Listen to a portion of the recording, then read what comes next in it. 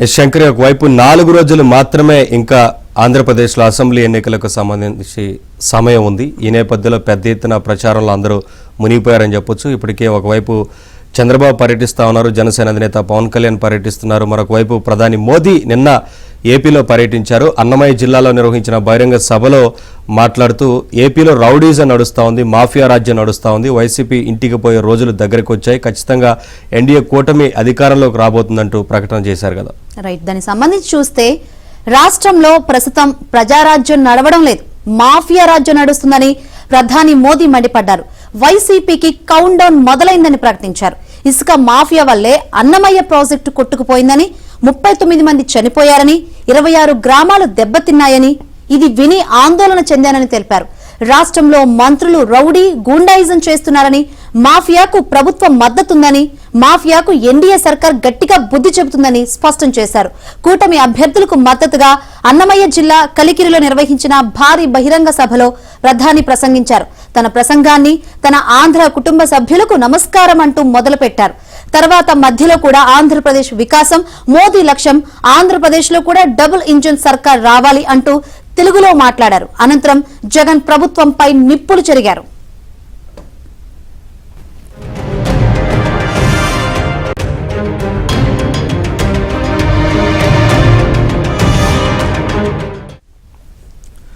రాయలసీమలో ఎన్నో సమస్యలు ఉన్నాయన్నారు ప్రధాని మోదీ. అయితే ఇక్కడ గనులు, ఖనిజాలు, ఎంతో ప్రసిద్ధి చెందిన దేవాలయాలు ఉన్నాయన్నారు.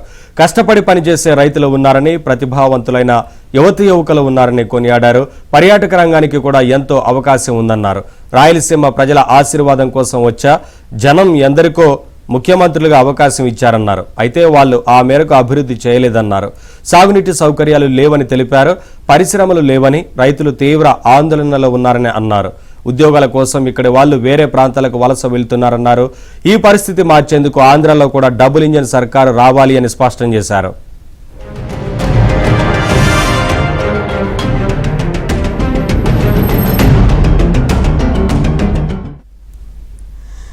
జలజీవన్ మిషన్ ద్వారా రాష్ట్రంలోని ప్రతి ఇంటికి సురక్షితమైన నీటిని కుళాయి ద్వారా ఇవ్వాలని సంకల్పించామన్నారు ప్రధాని మోదీ. కానీ ఈ మిషన్ కు జగన్ ప్రభుత్వం సహకరించడం లేదన్నారు.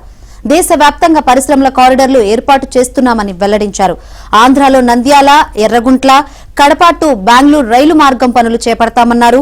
పులివెందులలో అరటి ప్రాసెసింగ్ యూనిట్ తరహాలోనే టొమాటో క్లస్టర్ ఏర్పాటు చేస్తామని తెలిపారు. రాబోయే 5 ఏళ్లలో ఫుడ్ ప్రాసెసింగ్ పరిశ్రమను ప్రోత్సహించడమే కాకుండా రైతు ఉత్పత్తిదారుల సంఘాలను ప్రోత్సహిస్తామన్నారు. ఇవన్నీ జరగాలంటే రాయలసీమలోని అన్ని పార్లమెంట్, అసెంబ్లీ స్థానాల్లో ఎన్డీఏ అభ్యర్థులను గెలిపించాలన్నారు. కాంగ్రెస్ పార్టీ రివర్స్ గేర్ లో వెళ్తుందని మోదీ సెటైర్లు వేశారు. ఆర్టికల్ 370ని మళ్లీ తెస్తామంటోంది. రామ మందిరం కోసం సుప్రీంకోర్టులో వేస్తామంటోంది. అయోధ్య రామాలయానికి తాళం వేస్తామంటున్నారు. సీఏఏ రద్దు చేస్తామంటుందని తెలిపారు మోదీ. వీటిని మనం సమర్థిద్దామా? ప్రజలందరూ అప్రమత్తంగా ఉండాలి. శక్తివంతమైన ప్రభుత్వం ఉన్నప్పుడు దేశం కూడా దృఢంగా ఉంటుందన్నారు.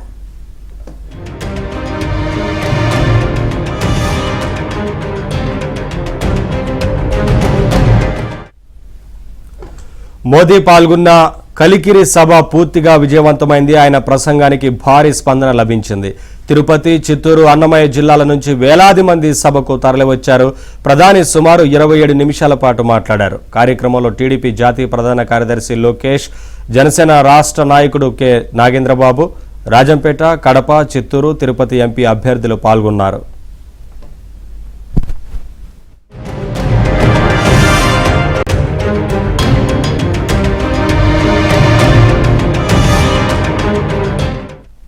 అనంతరం విజయవాడ నడిబొడ్డున బందర్ రోడ్డుపై 1.8 కిలోమీటర్ల మేర కిక్కిరిసిన జన సమూహం మధ్య ప్రధాని మోదీ రోడ్ షో కొనసాగింది. ఉత్తరాది, దక్షిణాది రాష్ట్రాల్లో రోడ్ షోలు నిర్వహించిన ప్రధాని నరేంద్ర మోదీ తొలిసారిగా విజయవాడ గడ్డపై రోడ్ షో నిర్వహించారు. తిరుపతి నుంచి ఆయన ప్రత్యేక విమానంలో గన్నవరం విమానాశ్రయానికి చేరుకున్నారు. అక్కడ చంద్రబాబు, పవన్ కళ్యాణ్, బీజేపీ నేతలు ఆయనకు స్వాగతం పలికారు. అనంతరం రోడ్డు మార్గాన విజయవాడలోని ఇందిరాగాంధీ మున్సిపల్ స్టేడియం వరకు చేరుకున్నారు. రాత్రి 7 గంటలకు రోడ్ షో నిర్వహించారు. వాహనంపై టీడీపీ అధినేత చంద్రబాబు, జనసేన అధినేత పవన్ కళ్యాణ్ ఉన్నారు.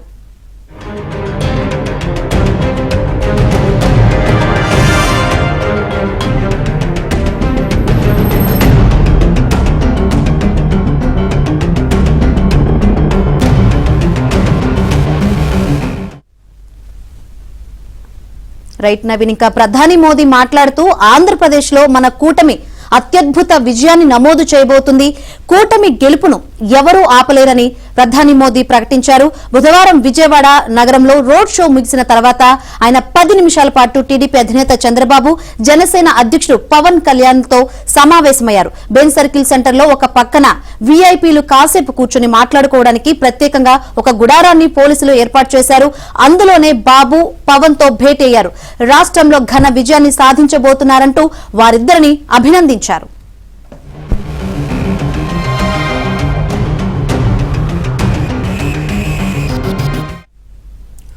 తాను రాష్ట్రంలో ప్రజల్లో అవధులు లేని ఉత్సాహాన్ని చూస్తున్నానని ప్రధాని మోదీ అన్నారు. ప్రభుత్వాన్ని మార్చాలన్న బలమైన కోరిక ఉన్నప్పుడే ప్రజల్లో ఇంత దూకుడు కనిపిస్తుందన్నారు. కూటమి పట్ల వారి మొగ్గు స్పష్టంగా కనిపిస్తోందని తెలిపారు. మామూలు విజయం కాదు, చాలా పెద్ద విజయాన్ని మీరు సాధించబోతున్నారన్నారు. రోడ్ షో బ్రహ్మాండంగా జరిగిందన్న మోదీ, ప్రజల స్పందన చూస్తే ఎన్నికల ఫలితం ఎలా ఉండబోతుందో ముందే తెలిసిపోతోందన్నారు. తాను రాష్ట్రంలో పాల్గొన్న సభలన్నీ బాగా జరిగాయని, అన్ని చోట్ల ఒకే మాదిరి ఉత్సాహం, ఘనమైన హాజరు కనిపించాయని ఆనందం వ్యక్తం చేశారు. తాను సంతోషంగా ఉన్నానని ఆయన వారితో అన్నారు. ప్రజల్లో ఉన్న ఈ సానుకూలతను సంపూర్ణంగా అందుకోవడానికి పోలింగ్ రోజు జాగ్రత్తలు తీసుకోవాలని కోరారు. పోలింగ్ శాతం బాగా పెరగాలన్నారు.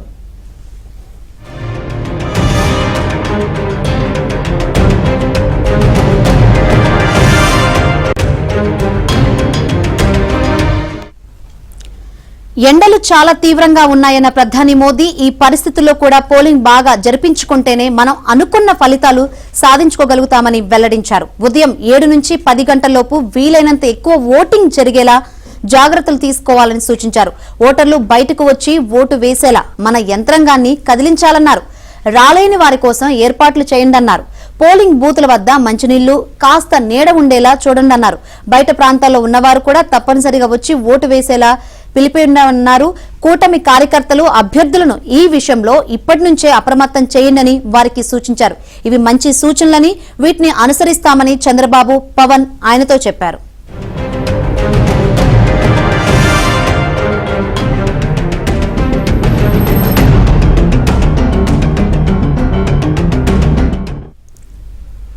రాష్ట్రంలో రాజకీయ పరిస్థితికి సంబంధించి తమ సొంత సర్వేల్లో వస్తున్న సమాచారాన్ని చంద్రబాబు ఆయనకు వివరించారు.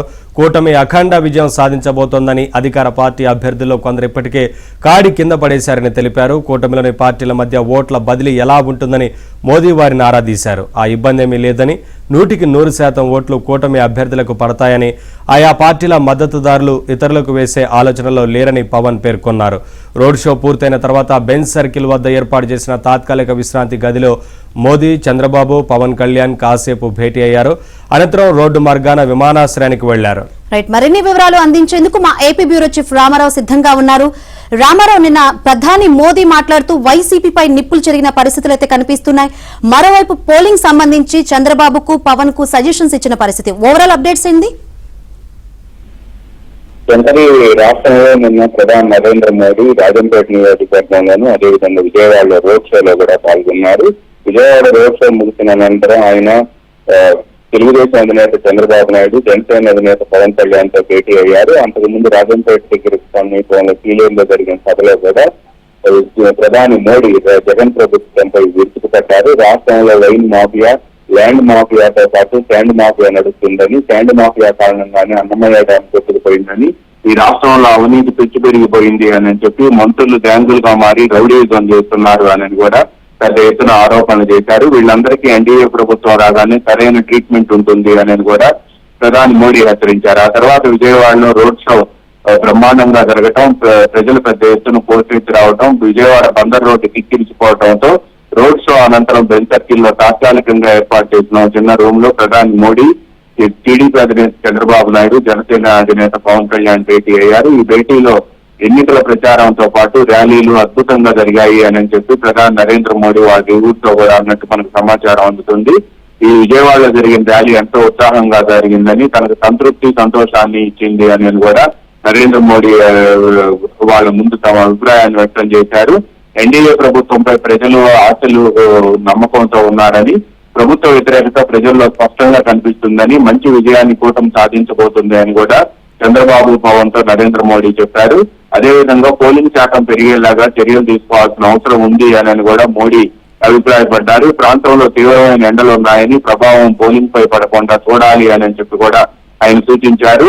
కూటమి పార్టీలకు సంబంధించి తాను మద్దతిస్తున్న ఓటర్లందరూ కూడా ఉదయం 7 నుంచి 10 గంటల వరకు కూడా పెద్ద మొత్తంలో పోలింగ్ కేంద్రాలకు వచ్చేలాగా ప్రజలకు సన్నద్ధం చేయాలి అని కూడా ప్రధాని మోడీ వీరిరువురికి సూచించారు. పోలింగ్ శాతం ఎంత పెరిగితే ఎన్డీఏ కూటమికి అంత లాభం అని మోడీ అభిప్రాయపడ్డారు. ఏపీ ప్రజలు చూపిన ఆదరణకు ప్రత్యేక ధన్యవాదాలు చెబుతూ ఓటు ట్రాన్స్ఫర్ గురించి కూడా ఆయన ప్రత్యేకంగా చెప్పారు. జనసేన నుంచి తెలుగుదేశానికి, తెలుగుదేశం నుంచి జనసేనకు, అదేవిధంగా బీజేపీ నుంచి జనసేన టీడీపీకి, జనసేన టీడీపీ నుంచి బీజేపీకి కూడా ఓటు ట్రాన్స్ఫర్ అయ్యే విధంగా చూడాలి అని చెప్పగా అప్పుడే పవన్ కళ్యాణ్ జోక్యం చేసుకుంటూ ఓటు ట్రాన్స్ఫర్ కు ఎటువంటి ఇబ్బంది లేదు అని చెప్పి ఇప్పటికే ప్రజలు మానసికంగా సిద్ధమయ్యారు. అన్ని పార్టీల ఓటర్లు కూడా, అంటే ముఖ్యంగా జనసేన, తెలుగుదేశం, బీజేపీ ఓటర్లు కూడా వైసీపీని ఓడించేందుకు నడుంగట్టారు అని చెప్పి కూడా ఆయన ఈ సందర్భంగా మోడీతో చెప్పినట్టు సమాచారం అందింది. దీంతో పాటు తాము చేయించుకున్న సర్వేలు ఏ విధంగా ఉన్నాయనే అంశాన్ని కూడా టీడీపీ అధినేత చంద్రబాబు నాయుడు మోడీకి వివరించారు.